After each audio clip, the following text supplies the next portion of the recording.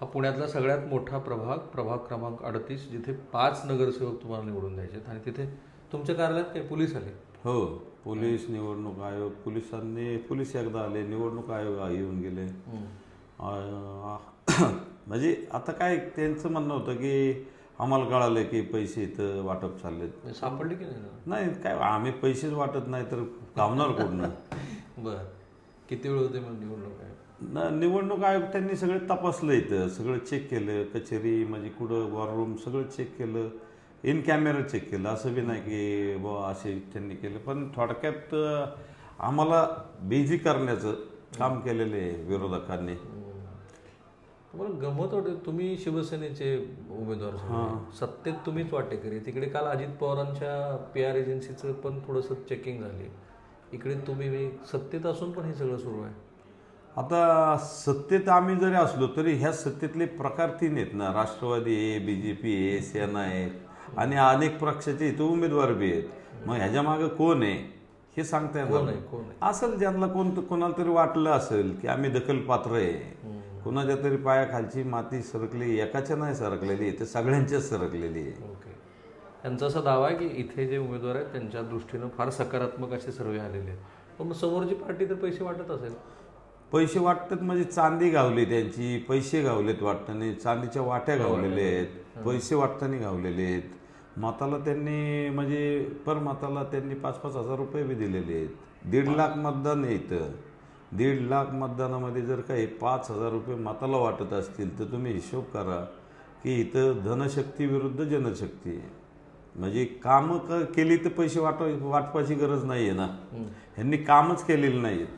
कामं न केल्यामुळं कुठंतरी हा विषय आहे ना. आम्ही पैसे कधीच वाटत नाही, कारण आम्ही आजपर्यंत पैसे कधी घेतले नाही. म्हणजे जरी आम्ही सत्तेचा भाग असलो तरी कुठल्याही कामाचे आम्ही 1 रुपया घेत नाही, बांधकामाचेही घेत नाही, नळाच्या कनेक्शनचेही घेत नाहीत.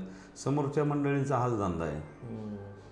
तुम्ही एवढी वर्ष निवडणूक आणि हे सगळं बघताय, अशा निवडणुका का ह्या 10-11 वर्षानंतर होत आहेत म्हणून चाललंय? नाही, आत्ता जो ट्रेंड आलेला आहे हा म्हणजे निवडणूक प्रक्रियाच बदलून गेलेली आहे. मला हेच सांगायचंय, निवडणूक प्रक्रिया जी असते ना कितीच बदलून गेलेली आहे. म्हणजे निवडणूक आयोग जर का तुम्ही सकाळी जर पाहिलं तर कचेरी शेजारी कचेरी, म्हणजे बूथ शेजारी बूथ, म्हणजे निवडणूक आयोग कुठल्या पद्धतीने बघतंय हे बी कळत नाही. जर फील्डवरती जर का प्रचार यात्रा, पदयात्रा चालू असतील तर पदयात्रेला जे काय हे परमिशन देतात तिथं भांडणाचीच लक्षणं जास्त येतात पुढं. म्हणजे प्रत्येक ठिकाणचं सांगतोय मी, असं इथंच हे होतंय असं काय नाही.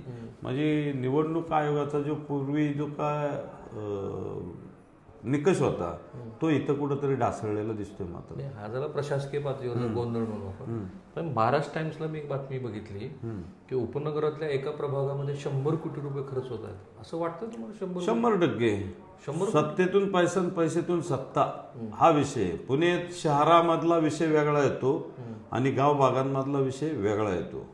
पुणे शहरातला विषय कसा येतो की ते जुने मतदार असतात, तिथं काय म्हणजे नगरसेवकांची कॉम्पिटिशन असा विषय नाही आहे. काय पुणे शहरात 62 नगरसेवक आहेत, हवेलीमध्ये 103 नगरसेवक आहेत. हवेलीमध्ये काय होतं की प्रत्येक म्हणजे नावासाठी असते, प्रतिष्ठेसाठी असते, शहरामध्ये एक चिन्हासाठी असते. फरक आहे इथं. हवेलीमध्ये घड्याळ आहे, म्हणजे 2 प्रकारात सत्ता आहे. बघा पुण्याची सत्ता कशी आहे, 2 विभागात विभागली, म्हणजे हवेलीत आणि शहरात. पुणे शहरातला विषय निवडणुकीचा येतो तो पुणे शहरातल्या सारखा असतो. इथं ग्रामपंचायतीमधनं आम्ही कॉर्पोरेशनमध्ये आलेलो असतो, त्यामुळं इथं सगळ्या गोष्टीची म्हणजे शर्यत लागलेली असते, म्हणजे प्रतिष्ठापनाला लागलेली असते.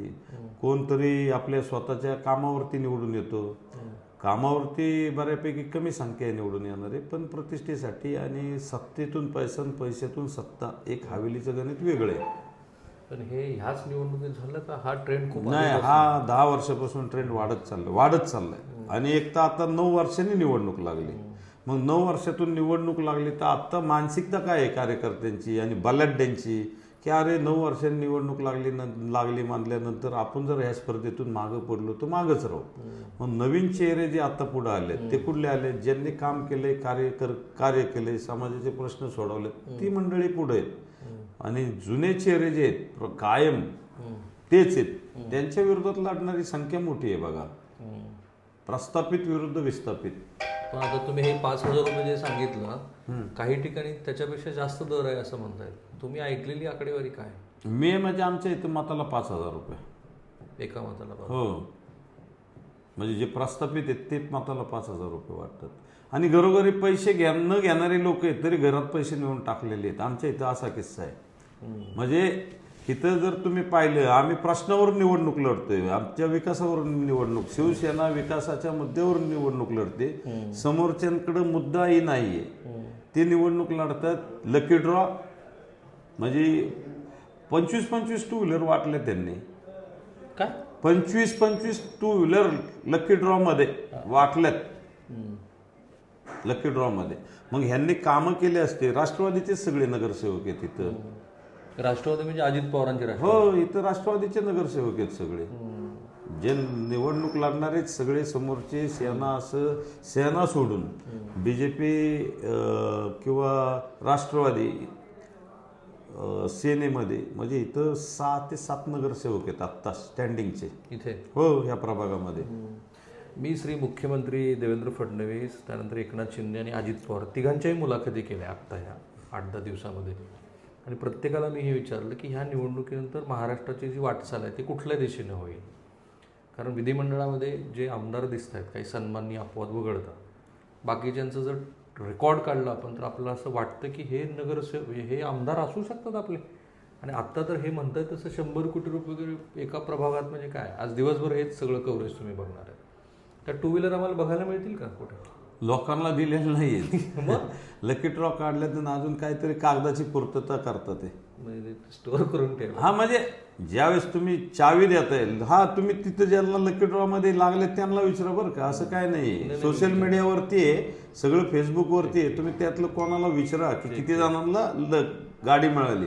निव्वळ फसवणूक आहे, आजपर्यंत फसवणूकच करत आली.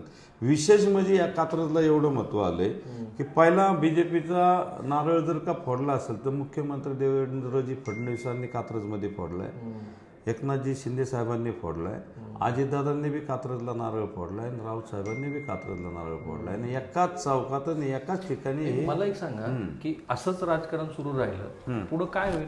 नवीन पिढी येत नसते. आज जो माझा मुलगा उभा आहे तर मला ह्याच्यामुळेच नवीन पिढी राजकारणात येत नाही. ज्या खालच्या थराला राजकारण चाललंय आणि दिशा एक तर विकासाची न पकडता कुठंतरी मुद्द्यावर निवडणूक न लढता गुद्द्यावर ती येत चाललेली आहे. थांबूया पाहिजे. कॅमेरावर निकेतन माने, मी राहुल कुलकर्णी, NDTV मराठी, कात्रज. हे दिवसभर आज तुम्ही बघणार आहेत आमच्याकडे.